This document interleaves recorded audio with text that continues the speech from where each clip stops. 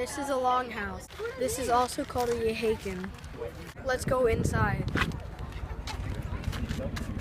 There's some others for here.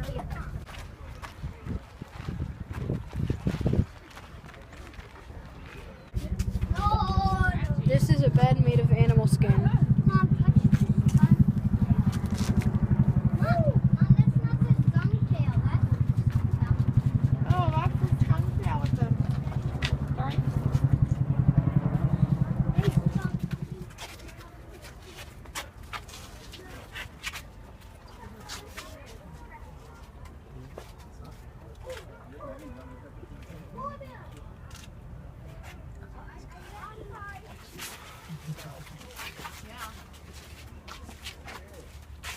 That's really thin.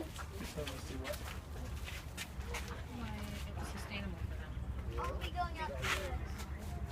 This is how they cook.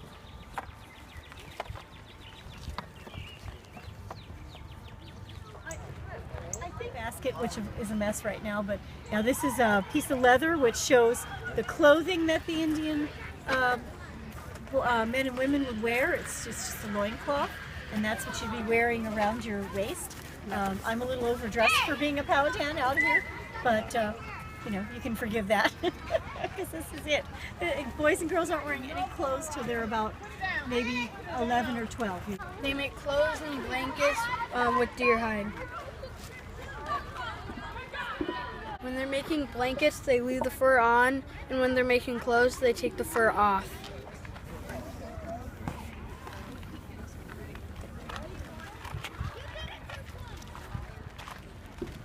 Just preparing food. To the corn, right?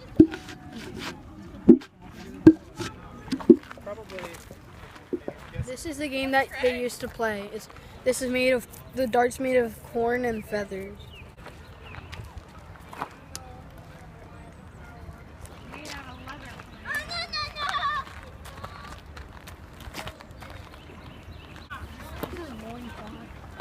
This is a ship from England that came to the colonies in 1606.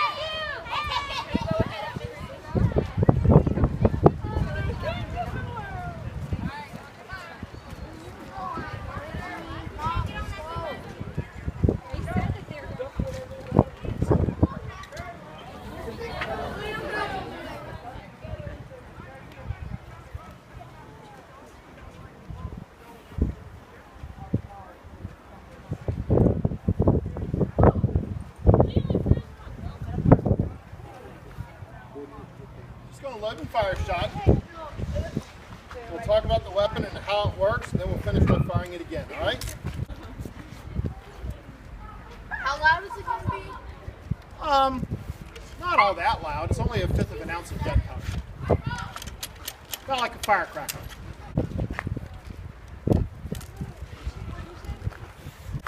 Here we go. Present your piece! Give! Fire!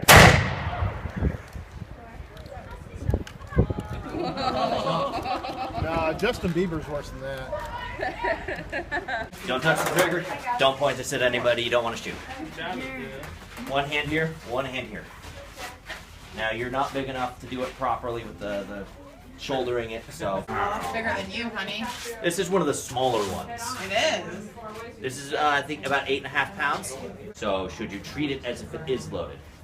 Yes, you should. So do not point this at anybody you don't want to shoot. Also, keep your hand off this metal bar because it's the trigger. Now what you're going to do is you're going to hold it like this in the shoulder. Stick the butt of the shoulder of the gun right here. Because if it's loaded, it's going to kick back. And if you're not holding it properly, you might wind up if you had it over your shoulder, this would probably get jammed into your shoulder and that would hurt. So, that way. Wow. Get a mean face on. You see that mean face? It's not mean.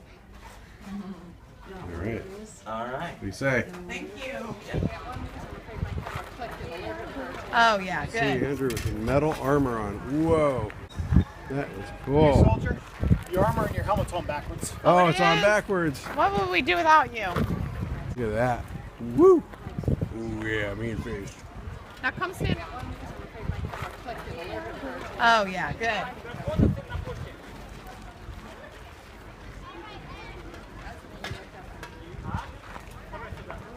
I hear I have an axe. How do you think the Indians got the canoes down? How did they get the trees down? Huh? Well, they did use axes to cut down small trees. These trees back here, they could use an axe. But the canoe is made from trees that weigh thousands of pounds. They're growing to be up to 50 feet tall. How would you get a tree that big down? Well, this axe has a stone axe head. See? It's made out of wood and stone. It's not going to be effective in getting a big tree down. They're going to use fire as a tool. Fire is a tool. If they were going to get this tree down, they would light a fire below the rope, and above the rope they would put clay. Now here's what the clay looked like. Where did the Indians get clay? From the ground. They could get it underground. Where else could they get it? They got it down at, they would get it down at the riverbanks. And they would put the clay up right above the rope. So they want